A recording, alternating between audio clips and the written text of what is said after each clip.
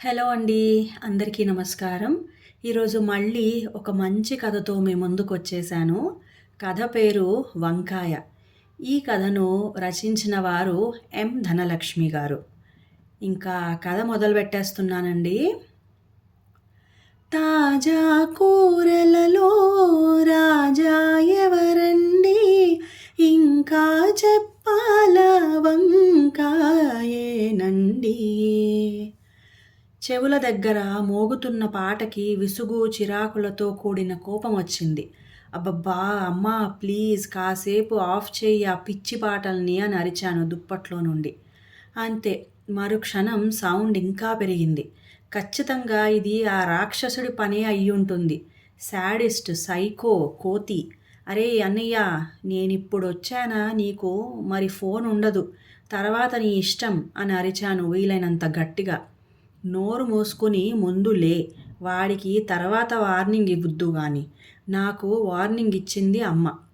ఇక లేవక తప్పలేదు. నేను చెప్పానా ఈ పాటకి ఖచ్చితంగా లేస్తుందని? అరుస్తున్నాడు మా ఇడియట్ వెనుక నుండి ఆనందంగా. అసలు ఎవరా పాట రాసిన రచయిత? ఇంకేం దొరకలేదా వంకాయ తప్ప? ఎప్పుడైనా తిన్నారా వంకాయ కర్రీ?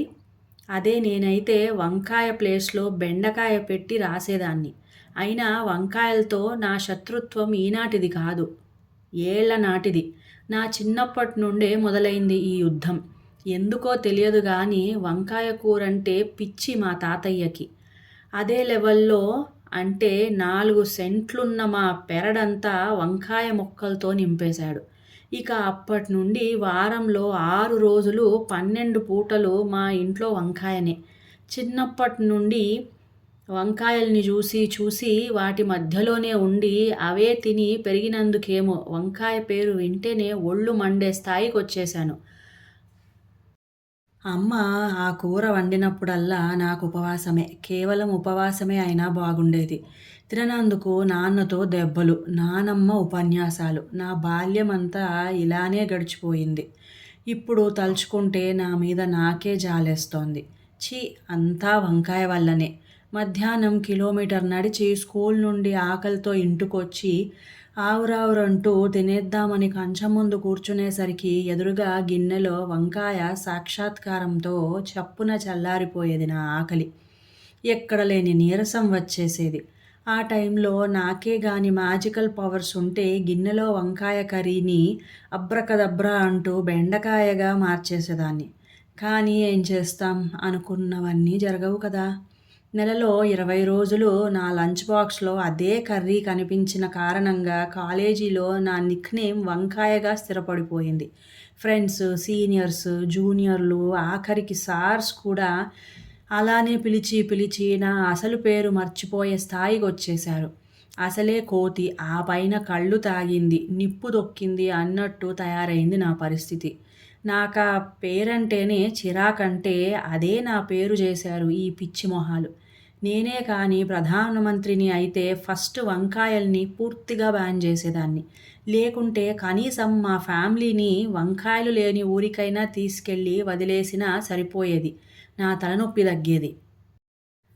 వంకాయలు, వంకాయలు, వంకాయలోయ్ ఓ విధంగా సాగదీస్తూ ఇంటి ముందు నిలబడింది కాంతమ్మ. ఇదొకటి, ప్రపంచంలో ఇంకేం దొరకనట్టు ఎప్పుడూ అవే అమ్ముతుంది. పొరపాటున ఎప్పుడైనా పెరట్లో వంకాయలు లేకున్నా రెడీమేడ్గా అందిస్తుంది. ఏంటో అందరూ నాకు శత్రువులే. ఏంటి వందనమ్మా, కావాలా వంకాయలు? పిచ్చి కోపం వచ్చింది నాకు. అక్కర్లేదమ్మా, మా పెరడంతా అవే. కావాలంటే 10 బుట్టలు నువ్వే తీసుకెళ్ళు, కొబ్బరికాయ కొడతాను నీకు. చెప్పేసి వెనక్కి తిరిగేసరికి 2 నిమిషాలాగింది నా గుండె. పెద్ద గిన్నె నిండా చేతుల నిండా వంకాయలతో వస్తూ కనిపించారు నాన్న. అబ్బా, తల పట్టుకోవటం నా వంతయ్యింది.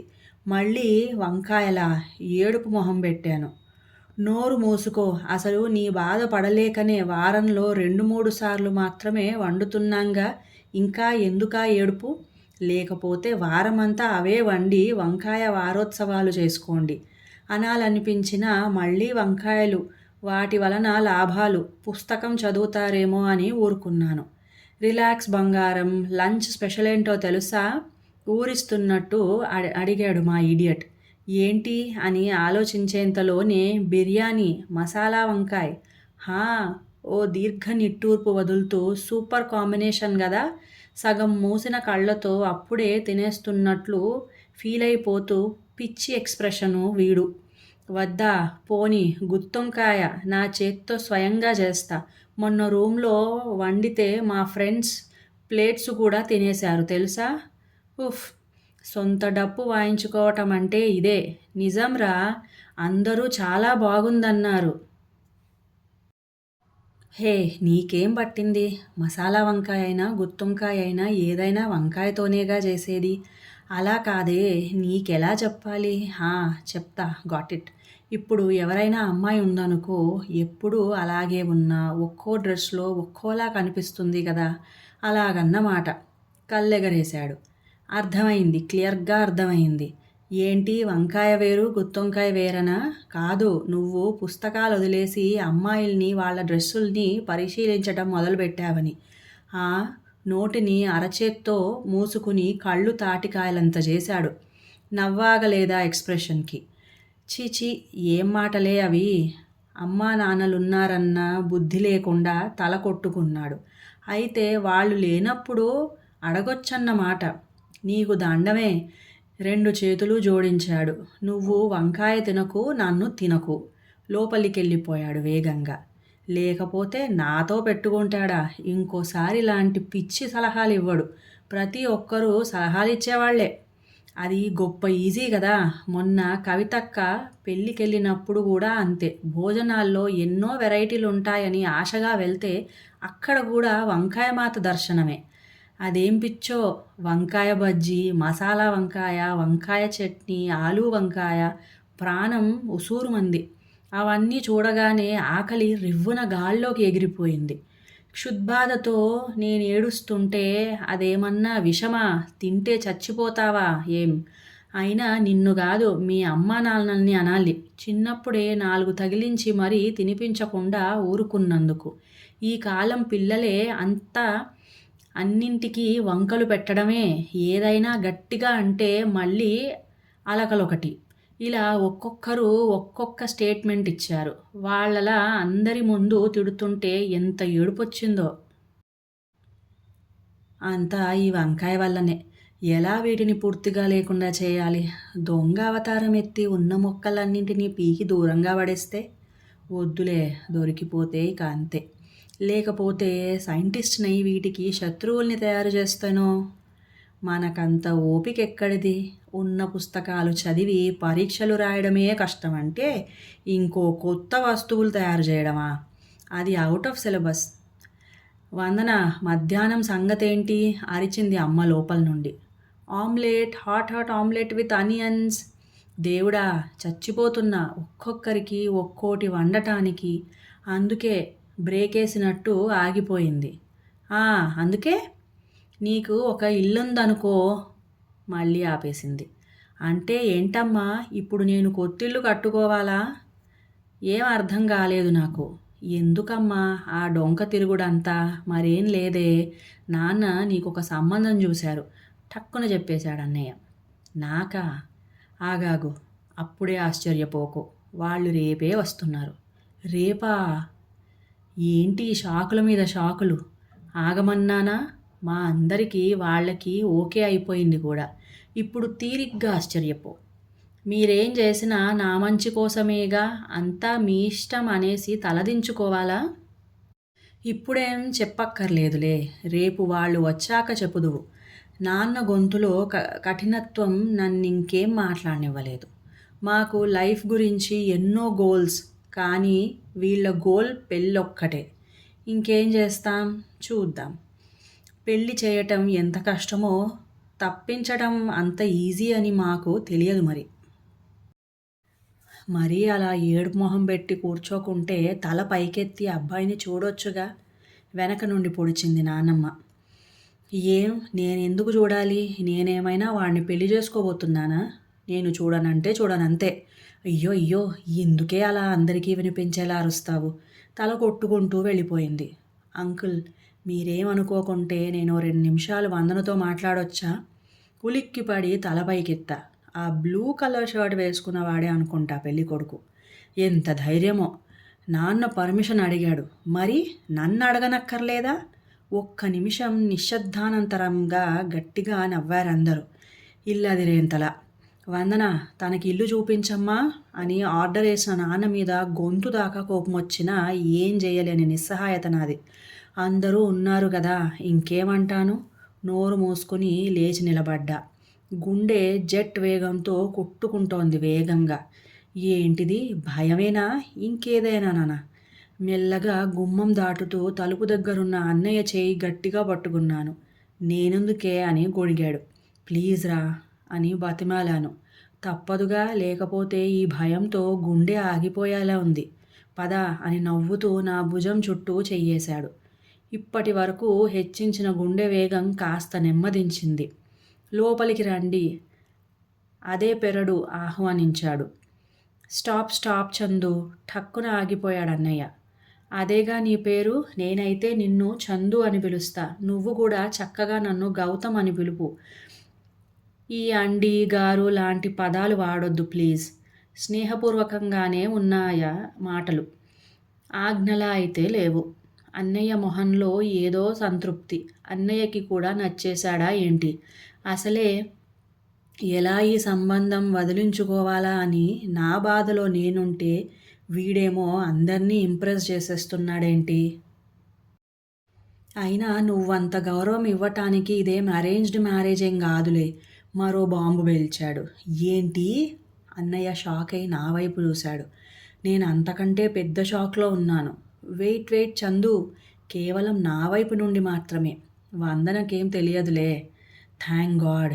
ఇప్పుడు కుదుటపడ్డాను, కానీ ఇంకా అయోమయంగానే ఉంది. నిజం వందన, నాది 5 ఏళ్ల ప్రేమ తెలుసా? నా వైపు చూశాడు. మరి నాకేంటి? ఈ ముఖాన్ని ఇంతకుముందు ఎప్పుడూ చూసిన గుర్తు కూడా రావటం లేదు. మనిద్దరం ఒకే కాలేజు.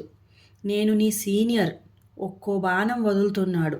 నేను నీకు చెప్తానే అనుకున్నాను, నువ్వు ఠక్కున కాదానేస్తావు. నాకు ఆ నమ్మకం ఉందిలే. ఎంతో కష్టపడి నిన్ను ఇంప్రెస్ చేయాలి. నా టైం బాగా లేక అంతలోనే మీ వాళ్ళకి తెలిసిపోయిందనుకో, మళ్ళీ గొడవలు తిట్లు. అందుకే షార్ట్కట్ వెతుక్కున్నా. ఎలా ఉంది ఐడియా? నవ్వాడు భీముడిలా.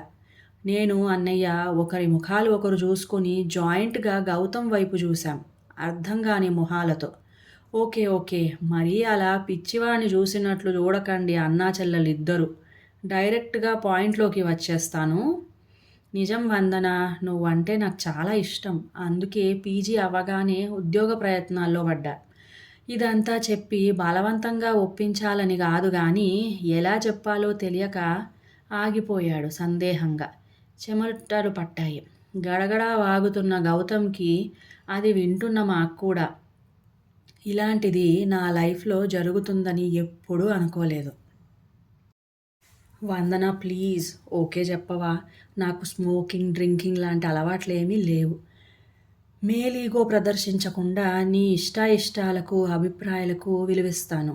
ఏ కష్టం రానివ్వనని భవిష్యత్తు చెప్పలేకున్నా వచ్చిన ప్రతి కష్టంలో నీతోనే ఉంటాను. ఆర్ద్రంగా వినిపిస్తోందా గొంతు. ఏంటి సందిగ్ధావస్థ? నాకేం అర్థం కావట్లేదు. అంతా పిచ్చి పిచ్చిగా ఎస్ అనాలని లేదు, నో అనాలని కూడా లేదు. నా మీద ఇంకా ఏవైనా సందేహాలుంటే మీ నాన్నని అడగండి. ఆయనేం ఆషామాషేం కాదులే. ఓ కమిషన్ వేసి మరీ ఎంక్వైరీ చేసి అప్పుడు ఒప్పుకున్నారు పెళ్లి చూపులకి. నిస్సహాయంగా అన్నయ్య వైపు చూశా. తలూపాడు తనకి ఓకే అన్నట్టు. మరి నా సంగతేంటి? నాకే తెలియలేదు. రావందన, గౌతమ్కి తోట చూపిద్దాం అన్నయ్య పిలిచాడు. అసంకల్పితంగా వాళ్లతో పాటు నడుస్తున్నా కానీ ఆలోచనలు ఎక్కడెక్కడికో వెళ్ళిపోతున్నాయి. గౌతమ్ నాకు నచ్చాడా? ఖచ్చితంగా నచ్చకుండా మాత్రం లేడు. నాన్న సర్టిఫికేట్ ఉందంటే అన్నిటిలో పాస్ చేయొచ్చు. కానీ మరి నా గోల్ అడిగితేనే కదా తెలిసేది. గ్రూప్స్ నా గోల్ అనేసరికి ఇద్దరూ ఆగి నా వైపు చూశారు. అంటే ఫస్ట్ అటెంప్ట్లోనే వచ్చేస్తుందని కాదు, ఒక్కసారి ఫుల్గా హార్డ్గా ప్రిపేర్ అయ్యి రాయాలని. అయితే అప్పటి వరకు పెళ్ళి ఆలోచన పక్కన పెట్టాలా? చాలా మధురంగా ఉందా స్వరం. తలూపాను మౌనంగా. కష్టమే అయినా, ఇష్టమైనా వారి కోసం తప్పదుగా. మనసు లోతుల్ని తాకిందా మాట. ఇంకా యెస్ చెప్పకుండా ఉండగలనా? అన్నయ్యని చూసి నవ్వేశాను. అయితే ఓకేనా నీకు? ఆనందం పట్టలేనట్లు గట్టిగా అరిచేశాడన్నయ్య. బావ అంటూ ఒకరినొకరు హత్తుకున్నారు. నాకా దృశ్యం చాలా నచ్చింది. నేను నేను చెప్పేసొస్తాను ఇంట్లో వాళ్ళకి అని లోపలికి పరిగెత్తాడు. థ్యాంక్ యూ వందన. అసలు నేను ఆగిపోయాడు మాటలు రానట్లుగా. నేనంటే నిజంగా ఇష్టమా మీకు? ఎందుకో అలా అడగాలనిపించింది. నిజంగా ఒత్తి పలికాడు. ఎంత? చాలా. చాలా అంటే మళ్ళీ అడిగాను. చాలా అంటే ఆలోచిస్తూ అదిగో ఆ వంకాయలంతిష్టం ఎదురుగా ఉన్న వంగ తోటను చూపించాడు. గుండె గుబేలుమంది నాకు. దేవుడా! ఎంత నిర్దయుడివి! నీ గుడికెప్పుడూ రాలేదని ఇలా పగ తీర్చుకుంటావా? ఇక జీవితాంతం వదలదా ఈ వంకాయ? కర్మ కాకుంటే వీడికి వంకాయ పిచ్చేనా? వావ్! మీకు వంకాయ తోటనే ఉందా? అయితే ఇల్లరికం వచ్చేస్తా. ఎంచక్కా రోజూ వంకాయ కర్రీ తినొచ్చు. ఆనందంలో గౌతమ్, తాజా కూరల్లో రాజా ఎవరండి? పాటతో అన్నయ్య, ఏడుపు మొహంతో నేను. ఇంకా కథ సమాప్తం. ఈ కథ మీకు నచ్చినట్లయితే ప్లీజ్ లైక్ చేయండి, షేర్ చేయండి, మంచి కామెంట్ కూడా పెట్టండి. అలాగే సబ్స్క్రైబ్ కూడా చేయండి. నా మ్యూజిక్ ఛానల్ సాగరిక సంగీత మండలి ఛానల్ని కూడా సబ్స్క్రైబ్ చేసుకొని మంచి భక్తిరసమైన పాటల్ని వినండి. ఇంకా సెలవు.